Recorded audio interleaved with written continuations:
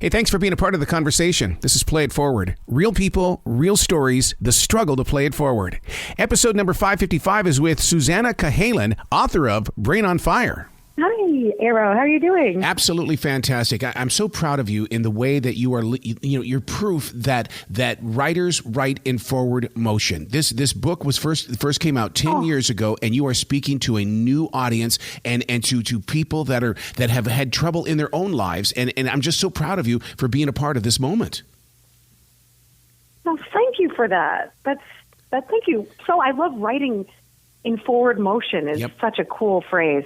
I love that. Well, it's one of those things that it's like when people, when things happen, they start digging through your boxes, and then they go, wow, this is really touching me. Well, so I started a campaign called Dear Future Reader, because you won't get to meet everybody who's into your pages. Yeah. And that's a dream, right? That there's a future reader out there, that your work lives on in some way in other people's minds and realities. Like, that's the dream, isn't it? Yeah, it is, because I mean, even with the things that you've gone through and had to struggle with and stuff like that, it's like you're changing lives without really knowing that you're changing lives, but you were chosen to be that person. It's pretty incredible.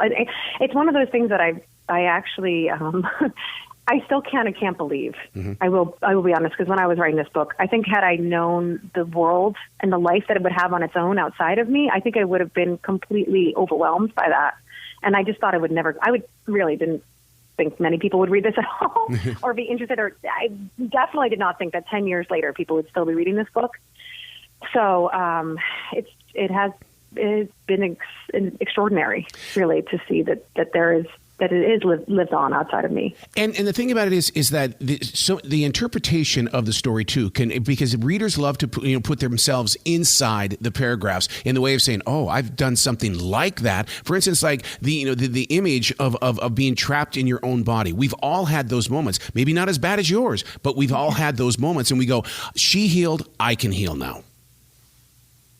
Oh, that is so key. And I think that was something that I underestimated when I was writing the book, this idea of losing yourself, of, like, as you said, being trapped inside yourself. It doesn't need to be caused by an autoimmune disease. It can be caused by a bad breakup. And I didn't realize how general and how ubiquitous, in a way, this very rare experience actually has kind of bleeds out into the general public. And I have to tell you, when I was trying to sell this book on proposal, all the publishers but one, said that this was too rare and no one would relate to it. Right. That was the feedback that I got. Yeah, and they were wrong. Well, and that's why I'm so proud of you, because, I mean, you did push back at it. You were hearing something, you were experiencing something, and you moved forward with it. You were not going to give up on this. I think in a way because I felt like the mission was there, because, just to get the word out about the diagnosis. That was so unknown at the time. I was the 217th person to be diagnosed with autoimmune encephalitis. I think because I had this kind of, like you want to call it a higher calling or a mission or whatever it was outside of myself, I think I felt more comfortable pushing than had it just been myself. Does that make sense? Like, it almost like because it was for something bigger, I felt more comfortable pushing in a way that maybe I wouldn't have on my own. I totally get that, because I've been a daily writer for 28 years, and the things that we go through personally as writers, I mean, eventually you have to build up that relationship, saying, you know what, I'm not only going to learn from this, but I'm going to teach from this. Absolutely. I have to ask you, do you write every day? Every day before the sun comes up. Every day. Well, and I owe all of that to Julia Cameron, The Artist Way. Oh, I was just talking to my friend about that book, because I'm a huge Eve Babbitt's fan, and I know that they talk about Eve Babbitt and swimming, and how swimming is a meditative act and really good for writers, because it's this kind of, again, forward motion. Yep. And meditation. That's really inspiring. So you do. I have to say, I'm a morning writer as well. Before the sun come up would be kind of ideal, but I'm not a morning person, so it can be rough. Do you have a favorite writing instrument? But that's very inspiring. I like that. Do you have a favorite writing instrument? Favorite writing instrument? Yeah, I have 6 of them that I've used for 25 years.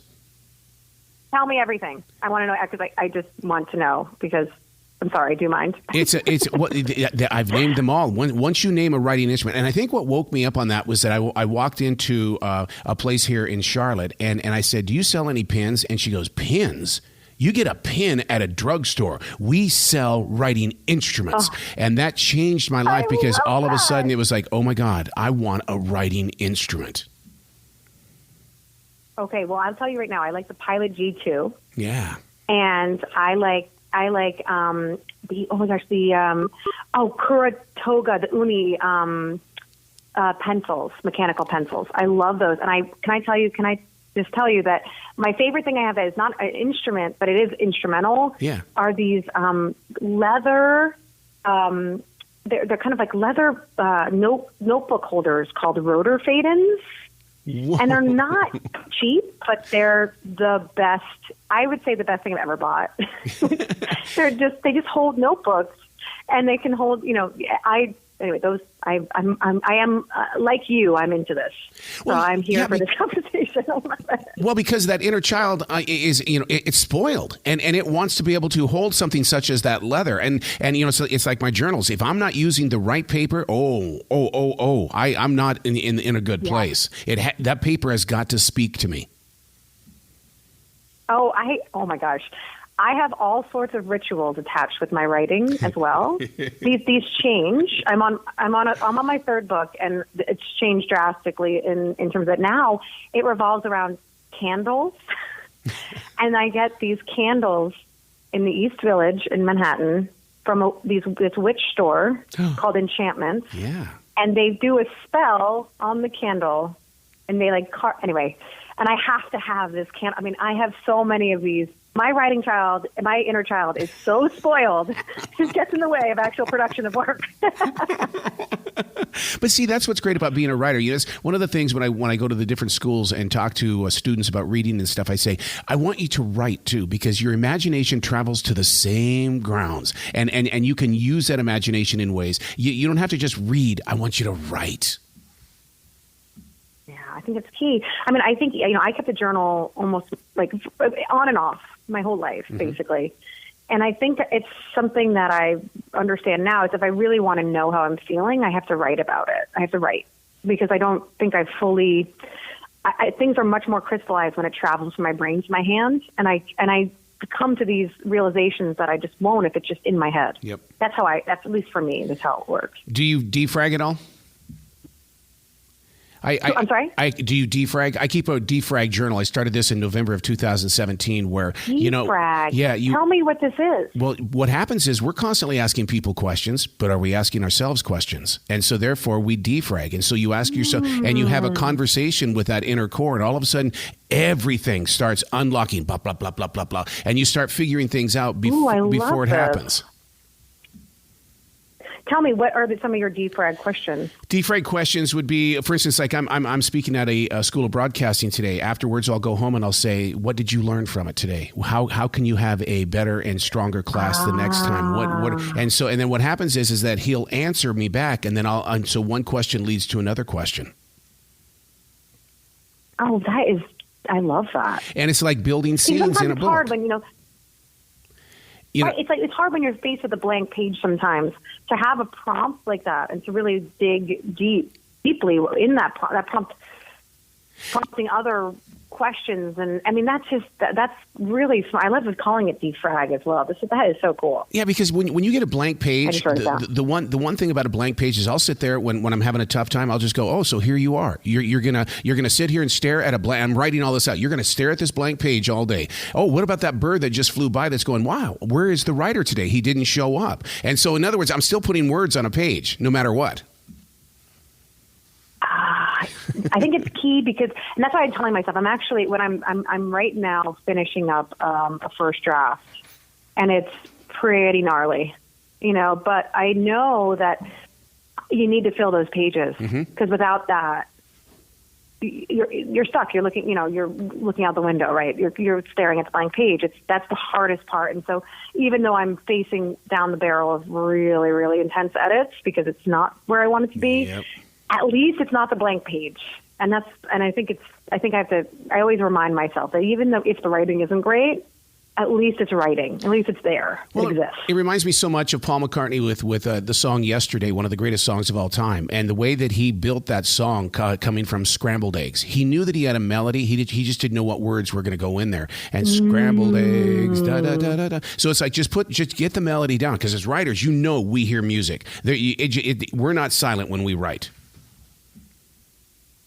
No, I love that. Yeah. Yeah, it's a reminder. It's a good reminder because you can get really frustrated, and you can also be obsessed with perfectionism. And I have to go back. And to your point about this kind of movement forward that you talked about, with this new draft, I actually never went back. So my whole thing was, and it's nonfiction, so it's very heavily researched. Yeah. But anytime I would find new facts to throw in or did new interviews, I would just throw in notes in things I've already written. I wouldn't actually go back and incorporate. I was constantly moving forward. And so far I think it works because it keeps the momentum going, in a way. Oh my God. I cannot wait to talk with you many more times in the future. I hope we can keep connected here. You are such a great person. I would love that. Well, congratulations on the 10th anniversary. Thank you. The 10th anniversary of Brain on Fire. This was so wonderful. Now, when is your next book coming out? Do they give you a date? Because I want to put this on my calendar so we can talk again. No. Oh, I would love that. No, I wish I had a date. I'm handing it in next month. Okay. And, we'll probably go through multiple rounds of edits. But, I'm not on the schedule yet. But I don't know. I hope it, I would love to come back because I just love the way you talk about writing. And I love talking shop in a way. I just love talking about the process of writing. And there's so many more things I feel like we could really dive into. Especially when it comes to fermenting and stuff like that, because if you don't ferment your words, how do you come back as a reader? Yes. I'm trying to ferment my words right now with just 3 days. See, I which know. is not going to be a very good pickling. I'm letting it be. I'm like, should I wait till after the holidays or, not? But I know it's important to get some distance. It's really important. Absolutely. Absolutely. You be brilliant today, okay?